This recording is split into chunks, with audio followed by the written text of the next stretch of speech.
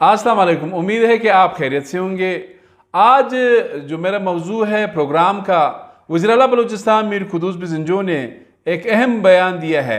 खामोश रहते हैं 1 महीने तक, 2 महीने तक, लेकिन अचानक जो है वो सामने आते हैं और फिर बहुत अहम बयान देते हैं। कुछ पर अमल दरामद होता है, कुछ पर नहीं होता है। खैर ये तो अपनी जगह, लेकिन आज वज़ीर आला साहब ने एक अहम बयान दिया है। ऐसा लग रहा है कि, और ये बयान जो है अदलिया के बारे में है। अदलिया बिलखसूस नाम तो मेंशन नहीं किया है, लेकिन जो मेरी मालूमात है बलूचिस्तान हाई कोर्ट से मुतल्लिक है। उन्होंने बयान दिया है, ये थोड़ा सा मैं पढ़ के आपको सुनाना चाहता हूँ। वज़ीर आला बलूचिस्तान मीर कुद्दूस बिज़ंजो का हुकूमती उमूर में अदालतों की बेजा मुदाखलत पर इजहार नाराज़गी।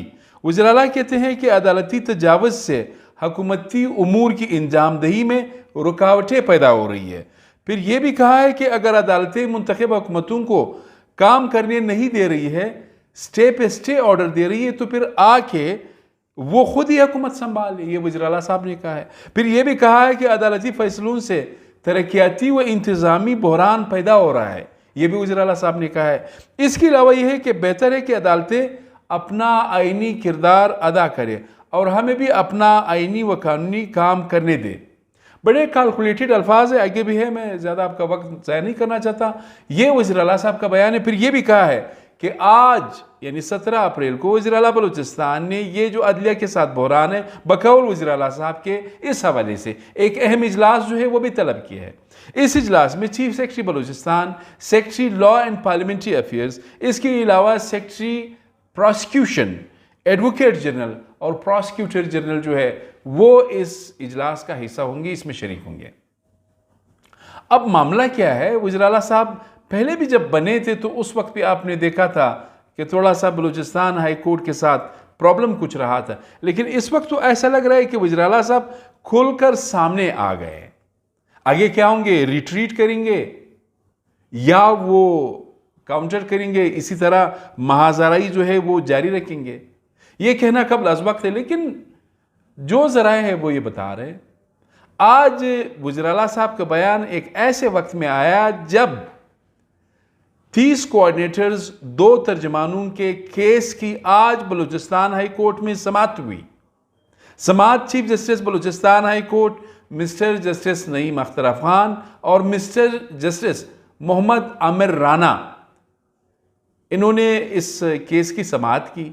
इस केस में हुकूमत बलूचिस्तान के जो वकील है, ज़ाहिर एडवोकेट जनरल है, आसिफ रेकी एडवोकेट ने जो हुकूमत बलूचिस्तान की जानिब से जवाब था वो जमा करा दिया। लेकिन साथ ही कोऑर्डिनेटर साहिबान के साथ कोई 5-6 वकला भी आ गए। वो भी आए तो चीफ जस्टिस ने कहा कि हम आपको इस तरह इजाज़त नहीं देंगे कि आप रोज़ एक नया नया वकील आएंगे। ज़ाहिर है आपका गवर्नमेंट पोजीशन है, तो आपकी तरफ से तो एडवोकेट जनरल ने पहले ही जो जवाब है वो जमा करा दिए है, तो आपकी इस तरह की कोई ज़रूरत तो नहीं है। तो इससे ऐसा लगता है, ज़ाहिर है वज़ीर आला कहते हैं कि मैं तो मुंतखब वज़ीर आला हूँ, असम्बली है, ये सारी चीज़ें हैं, मेरा इख्तियार है कि मैं किसी को भी अपॉइंट कर सकता हूँ, ये मेरा कॉन्स्टिट्यूशनल आइनी इख्तियार है और कानूनी इख्तियार है। लेकिन कोर्ट फिर पूछ रही है कि आइन और कानून में कहाँ प्रोविजन है। ये तो ज़ाहिर है द मैटर इज सब जुडिस, मैं इसमें जंप नहीं करना चाहता कि ये राइट है रोंग है। कोर्ट इस हवाले से 28 अप्रैल को इस हवाले से समाअत है। कभी इम्कान यही है कि इस हवाले से कोई फैसला भी आ सकता है, रूलिंग भी या जो भी जजमेंट है वो आ सकता है। लेकिन बज़ाहिर वज़ीर आला साहब क्यों नाराज़ है, आप इसमें इंटरेस्टेड होंगे। पहली बात तो ये है कि ये जब पिटिशन एडमिट हो गई और ये जो हेयरिंग का सिलसिला है, जिस तरह जजिस के रिमार्क्स आ रहे, तो इस पे वज़ीर आला साहब नाराज़ है। ख़तरा यही है कि अगर इनको फारिग किया जाएगा तो ज़ाहिर अब बलूचिस्तान में, अब देखिए हम पहले इस पे प्रोग्राम कर चुके हैं, मेरी ज़ाती राय है, आप मुझसे इत्तेफाक ना करें वो आपकी मर्ज़ी है, लेकिन कहने का मकसद ये है 65 का ऐवान है बलूचिस्तान में, 30 कोऑर्डिनेटर्स रखने की क्या ज़रूरत है। 2 तर्जुमान रखे हैं तो 1 तर्जुमान रख देते, क्या ज़रूरत थी। पहले कहते हैं कि गरीब है, हमारे पास तनख्वाहें नहीं है, फिर इधर इतना बड़ा तमाशा लगा हुआ है। कोऑर्डिनेटर को अगर आप तनख्वाह नहीं दे रहे, लेकिन कोऑर्डिनेटर के हम भी देखते हैं, आप भी देखते हैं, आगे पीछे तो स्क्वाड्स होते हैं कि साहब को सिक्योरिटी देनी है। जिस तहसील में जाता है, जिस डिस्ट्रिक्ट में जाता है, तो वो प्रोटोकॉल के साथ जाता है। कोऑर्डिनेटर टू चीफ मिनिस्टर है, कोई मामूली चीज़ तो नहीं है। अब आपने मतबादल एक असेंबली भी बना दी है 30 की, 65 तो वो है, 30 ये है। कहने का मकसद है, एक तो बज़ाहिर बिल्कुल जो क्लियर बात है, जो गुस्सा है वज़ीर आला साहब का, वो इसी चीज़ पे हो सकता है। दूसरी बात यह है, जो हमने थोड़ी बहुत बात की है गवर्नमेंट ऑफ बलूचिस्तान में, वो ये बता रहे हैं कि अदालत से ख़ासकर सर्विसेज के जो मामलात है उस पर स्टे पे स्टे आ जाता है। एक बहुत सीनियर हुकूमती ओहदेदार से बात की, उन्होंने कहा कि हमें नोटिस नहीं दिया जाता और स्टे ऑर्डर आ जाता है, जॉब्स रोक दिए जाते हैं।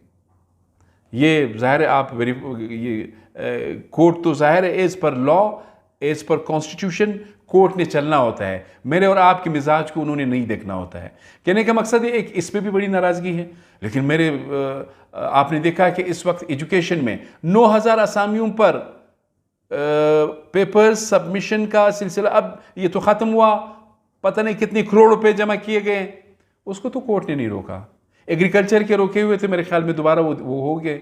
अब ये समझ में नहीं आ रहा, वज़ीर आला साहब ने यह भी कहा है कि बेजा अदालती मुदाखलत की वजह से बलूचिस्तान में तरक्याती और इंतज़ामी मसाइल है, बहरान है।